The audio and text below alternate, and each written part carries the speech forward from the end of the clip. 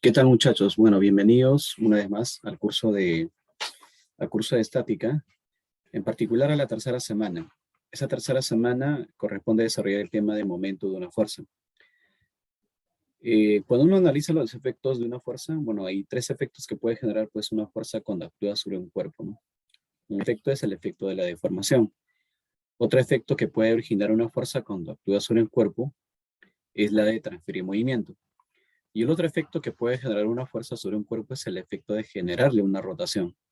Entonces, cuando uno quiere cuantificar o medir ese efecto de rotación o ese posible efecto de rotación que puede generar una fuerza al actuar sobre el cuerpo, bueno, pues en ella cabe la necesidad de usar una magnitud vectorial llamada momento de una fuerza o conocida también con el nombre de torque, ¿no?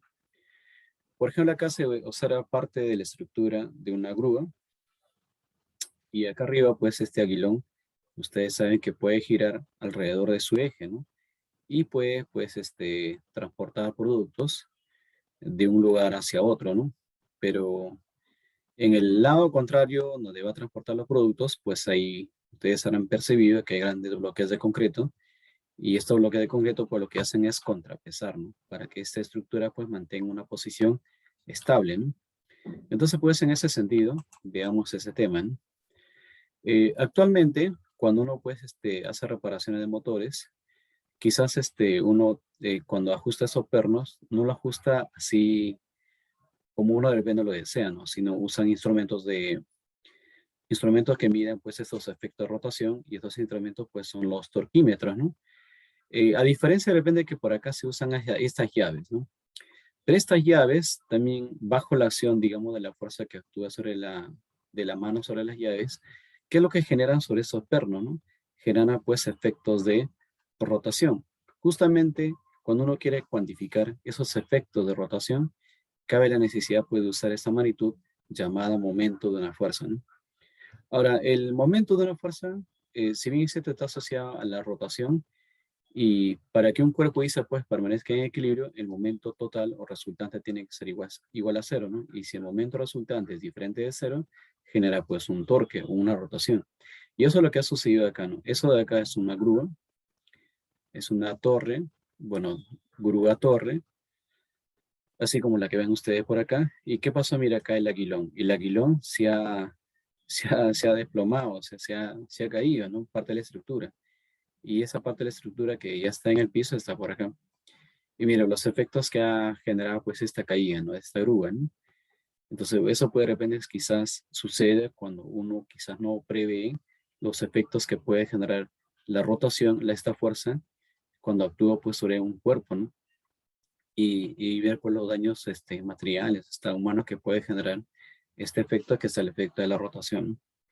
Entonces en ese sentido pues muchachos, el objetivo de esta semana es que nosotros debemos resolver correctamente problemas de torque o momento de una fuerza y luego pues aplicar la segunda condición de equilibrio aplicando pues obviamente las leyes de Newton en forma correcta, ¿no? Ahora, el momento de una fuerza o torque que se simboliza uno con el mf sub 0, el mf significa momento de una fuerza respecto de un centro. Ese centro es el centro O de un nombre, se le llama centro de momentos. Ya el punto O, el punto respecto al cual va a girar o va a rotar, se llama pues centro de momentos, ¿no? Entonces dice pues que el torque es una magnitud vectorial que mide el efecto o posible efecto de rotación que puede generar una fuerza al actuar sobre un cuerpo. Porque no siempre gira, ¿no? O sea, no siempre va a rotar, ¿no? Entonces, pero de repente existe una tendencia, ¿no? Si existe una tendencia, entonces ahí entra a tallar esta magnitud para cuantificarlo, ¿no? Y si rota, mucho mejor, ¿no? Entonces, en ese sentido dice, cuando rotan estos cuerpos, bajo la acción de esa fuerza, siempre lo van a hacer respecto de un centro llamado centro de momentos, o también conocido como centro de rotación. Vamos a trabajar así con este centro, que es el centro de rotación. Y bueno, pues ahí ustedes tienen representado esta magnitud llamada momento, ¿no?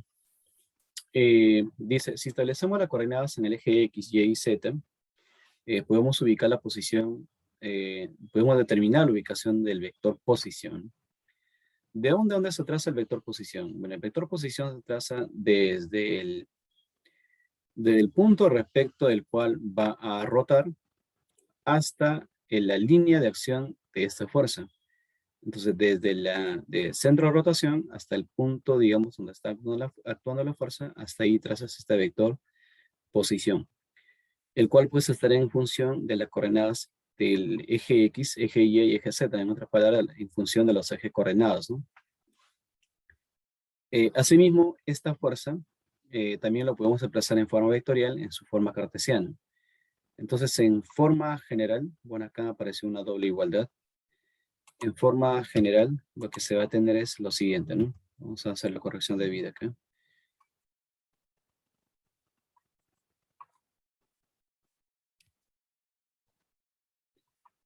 Ok, ahora sí.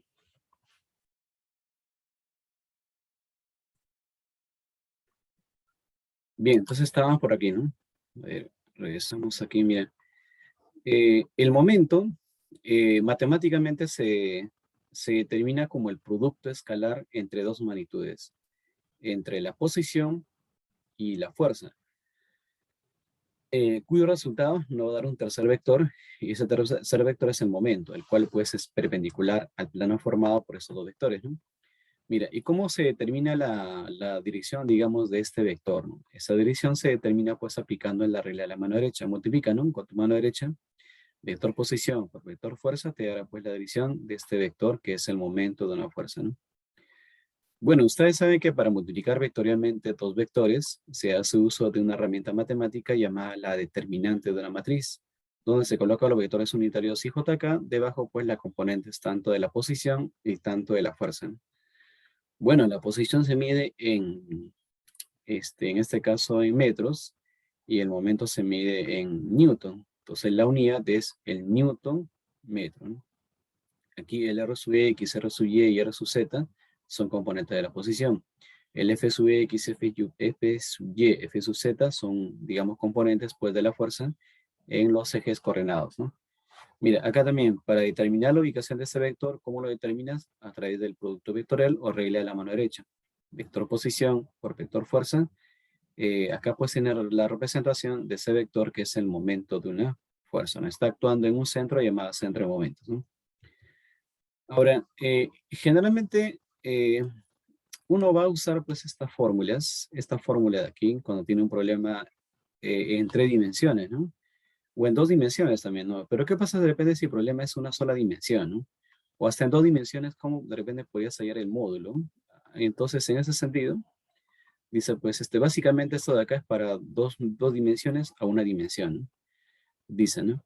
De, ahora dice, determinar la magnitud o el módulo del momento de una fuerza, dice, va a ser dado de la siguiente manera. Esta es la forma general.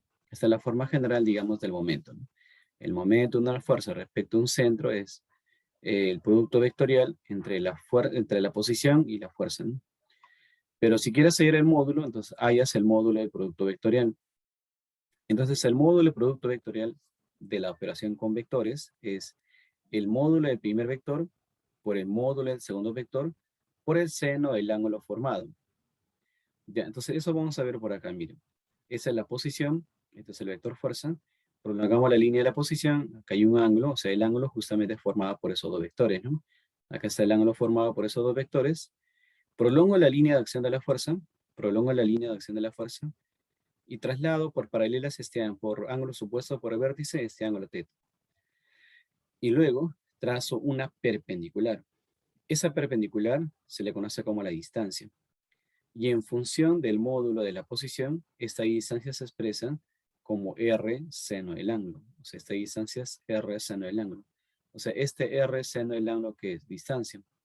Por lo tanto, el momento o el módulo de una fuerza en forma directa puede hallar fuerza por distancia.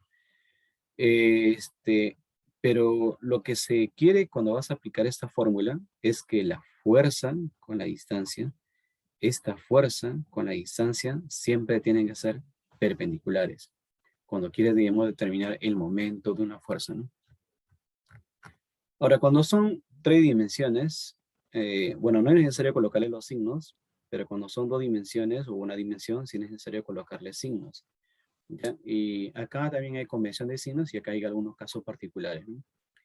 Mira, cuando la fuerza dice actúe de manera perpendicular a este brazo, el momento se calcula fuerza por distancia. Si la fuerza no es perpendicular a este brazo, entonces lo que se hace es buscar, lo que se hace para calcular el momento es prolongar la línea de acción de la fuerza y del centro trazas una perpendicular. Como esta es teta y esta es d, esta distancia prima va a ser nuestra distancia para hacer el cálculo del momento. Aquí va a ser igual el módulo de este segmento por el seno del ángulo, ¿no? Y ahí aparece la fórmula, fuerza por distancia por el seno del ángulo.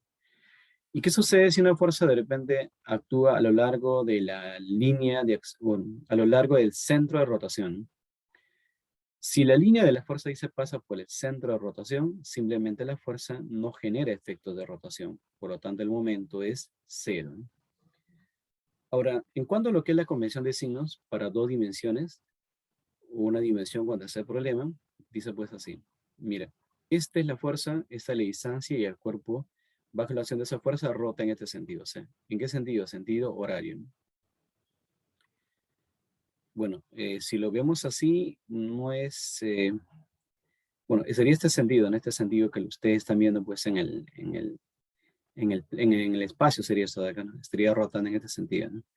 Bueno, no es sentido horario exactamente, porque está en el espacio. Y tu vector, mira, usando la mano derecha, está para arriba, ¿no? Tu dedo pulgar. Mira, si esto lo giras, lo vas girando, lo vas girando, lo vas girando y vas a tener eso de acá. Entonces aquí vas a ver de que la acción de esa fuerza hace que ese cuerpo rote en sentido antihorario. Y cuando es antihorario, este vector mira para dónde está apuntando el dedo pulgar, para arriba, ¿no? Y todo vector que apunta vectorialmente hacia arriba significa que es positivo. Por lo tanto, cuando tú ves un problema, cuando la fuerza lo está haciendo rotar en sentido antihorario, su momento como es positivo, ¿no? Y si rota en sentido horario, será pues todo lo contrario, ¿no? Será en ese caso negativo, ¿no? Bien, entonces en ese sentido, muchachos, acá tenemos pues algunos problemas.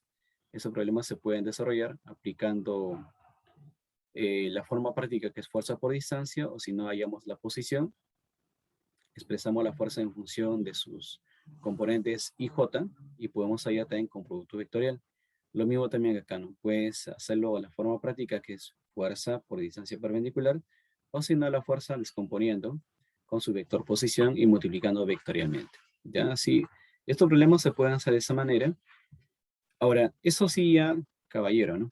Y ya son problemas en 3D, y si son problemas en 3D, ya no puedes aplicar fuerza por distancia, ¿no? Ahí tiene que aplicar ya, caballero, lo que es la fórmula general, el producto escalar entre la posición y el vector fuerza, ¿no? Por ejemplo, para acá ya tienes bueno, tienes el módulo de la fuerza, que no tienes la fuerza, tienes que hallar la fuerza acá, ¿no? Y acá tienes que trazar el vector posición, del origen al punto M. Acá tienes el vector fuerza ya, que tienes el vector fuerza, pero ¿qué es lo que te falta trazar? Los vectores posición. Traza los vectores posición y ahí pues podemos determinar, ¿no? ¿Ya? Y así, acá tienes un reto, esto de aquí es para que ustedes pues, puedan practicar y es un problema un poco más tedioso, más analítico y estoy dejando ahí para que ustedes pues vayan desarrollándolo, ¿no? Ahora, en un problema pues tú no vas a ver tan solo que actúa una sola fuerza, ¿no? Generalmente actúan dos o tres fuerzas y si esas fuerzas generan efecto de rotación, la idea pues es cómo cuantificamos ese efecto de rotación, ¿no?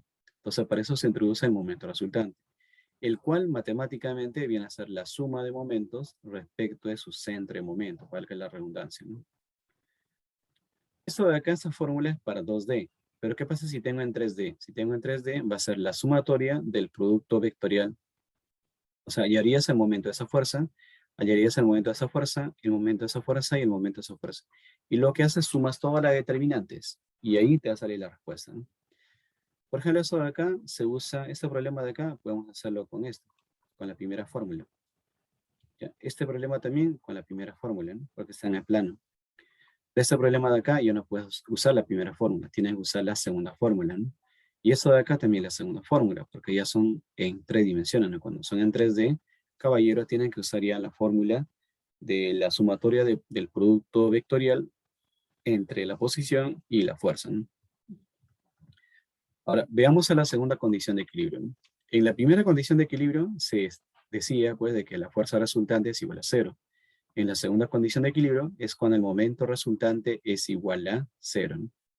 Pero el concepto general de equilibrio, cuando usted le dice que un cuerpo está en equilibrio, significa que de manera simultánea se debe cumplir que tanto la fuerza resultante como el momento resultante, pues igual, debe ser igual a cero, ¿no?